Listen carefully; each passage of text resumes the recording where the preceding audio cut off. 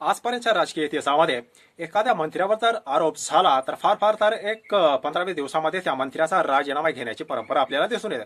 मात्र पहिल्यांदाच असं दिसतंय की यावेळेस चोहे बाजूने धनंजय मुंडे यांच्यावर टीका होत असताना, त्यांच्या भ्रष्टाचारावर टीका होत असताना जवळपास महिना 2 महिने झाले तरी सरकारची अशी कुठली मजबुरी आहे की ते धनंजय मुंडे यांचा राजीनामा घेत नाहीत. आता बऱ्याच जणांनी असं सांगितलं की धनंजय मुंडे यांच्याकडे कोणाचे तरी व्हिडिओ असतील, त्यांच्या अजितदादांचे व्हिडिओ असतील किंवा देवेंद्र फडणवीस यांची व्हिडिओ असतील, परंतु यापैकी एकही कारण नाही. कारण देवेंद्र फडणवीस या असल्या थातुरमातुर गोष्टींना फारसा भेग घालणारे नाहीत. पण असं काय आहे की देवेंद्र फडणवीस यांना जर धनंजय मुंडे यांचा राजीनामा जर मागितला की ते अजितदादांकडे बोट दाखवतात. अजितदादांना यावेळी प्रश्न केला की ते एकतर रागावतात, पत्रकारांना शिव्या तरी देतात, किंवा मी नैतिकतेच्या दृष्टिकोनातून राजीनामा दिला होता असं म्हणून ते धनंजय मुंडे यांच्याकडे विषय टोलवतात. आणि धनंजय मुंडे हे तर काहीही झाले तरी राजीनामा देणारच नाही या मूडमध्ये आहेत.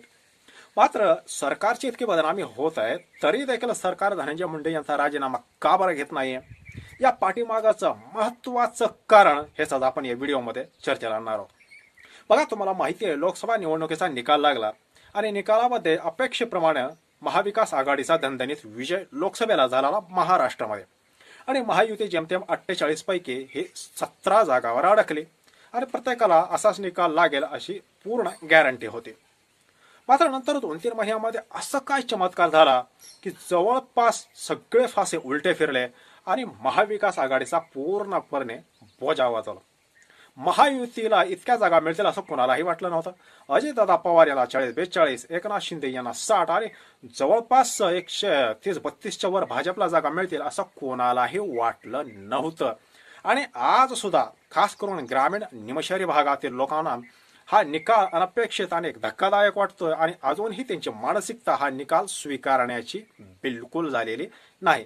कारण त्यांना असंच वाटत होतं की महाराष्ट्रामध्ये महाविकास आघाडी ही सत्तेत येणार. पण असं अचानक काय झालं, नेमकं काय झालं? बऱ्याच जणांचं असं एक मत आहे की काहीतरी घोटाळा झाला वगैरे वगैरे.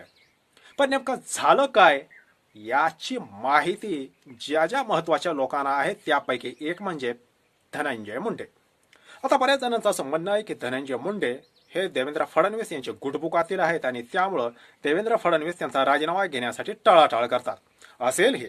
मात्र आपल्या सरकारची इतकी बदनामी होत असताना एखाद्या मंत्र्याला इतका चिटकून ठेवण्याचं धाडस हे स्वतः देवेंद्र फडणवीस हे सुद्धा करणार नाहीत.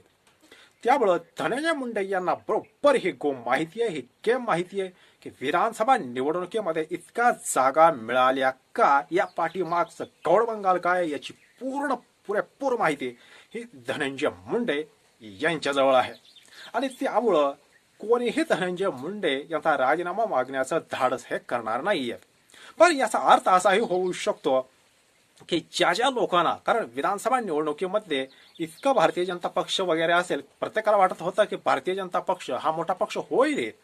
मात्र अजितदादा यांच्या पक्षाला जेमतेम 10 ते 12 आमदार त्यांचे निवडून येतील आणि एकनाथ शिंदे हे 20-25च्या मध्ये राहतील असा संपूर्ण कयास लावला जात होता. आणि घासून लढाई जरी झाली, आपल्याला माहिती आहे निकालाच्या दिवशी 9-9:30 वाजेपर्यंतची वेळ होती, तोपर्यंत 136 विरुद्ध 132 अशी टोकाची लढाई सुरू होती. कारण का? कारण त्या वेळेपर्यंत बॅलेटवरल्या मतांची मोजणी सुरू होती. मात्र 9:15-9:30ची वेळ झाली आणि त्यानंतर ईव्हीएम उघडल्या गेल्या. ईव्हीएमची मतमोजणी हे सुरू झाली आणि ईव्हीएमची मतमोजणी सुरू झाल्याबरोबर 15 ते 20 मिनिटांमध्ये धाडकन महाविकास आघाडी ही जमीन दोस्त झाली आणि 136-132 अशी लढाई असणारी जवळपास महाविकास आघाडी तीनही पक्ष मिळून 50च्या आतमध्ये आले. याचा अर्थ या निवडणुकीमध्ये जर काय फ्रॉड झाला असेल, या निवडणुकीमध्ये यंत्रणा मॅनेज केली असेल किंवा ईव्हीएम जर का मॅनेज केले असतील तर नेमकं केलंय काय याची पूर्ण जाणीव, पूर्ण माहिती ही धनंजय मुंडे यांच्याकडे आहे. आणि त्यामुळे ते त्यांचा जर का राजीनामा घेतला तर ते स्वतः नाही मात्र इतरांकडून का होईना ती बातमी लीक करू शकतात. याची भीती कुठे ना कुठं या सरकारला आहे आणि त्यामुळं जे होतंय ते सहन करत राहा. आणि त्यामुळे नैतिकतेचं सगळं घोंगडं धनंजय मुंडे यांच्यावर फेकून देऊन ते स्वतःहून जर बाजूला झाले तर झाले, आणि आता राजीनामा घ्यायचा नाही. कारण राजीनामा जर घेतला तर हे आपलं सरकार निवडून आलं कसं, आपले आमदार इतक्या मोठ्या प्रमाणात निवडून आले कसे, हे गौड बंगाल बाहेर जाऊ शकतं. ही भीती महायुतीचे जे काही नेते असतील, अजितदादा असतील, शिंदे असतील किंवा मुख्यतः देवेंद्र फडणवीस यांच्याकडे नक्कीच भीती असणार आहे.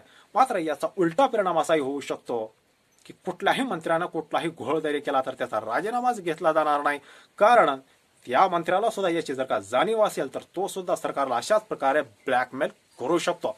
आणि त्यामुळं आमचा तरी हा अंदाज आहे, किंबहुना बऱ्याच जणांचा हा असा अंदाज आहे की धनंजय मुंडे यांना हे सरकार अस्तित्वात आलं कसं आणि आमदार इतक्या धडाधड निवडून आले कसे, या पाठीमागची खरी गेम धनंजय मुंडे यांना सुद्धा माहिती आहे. आणि ती बातमी बाहेर जाऊ नये म्हणून झाकले मोठचा हा जो प्रकार आहे तो प्रकार सरकार राबवत आहे, आणि म्हणून धनंजय मुंडेचा राजीनामा हा घेतला जात नाही.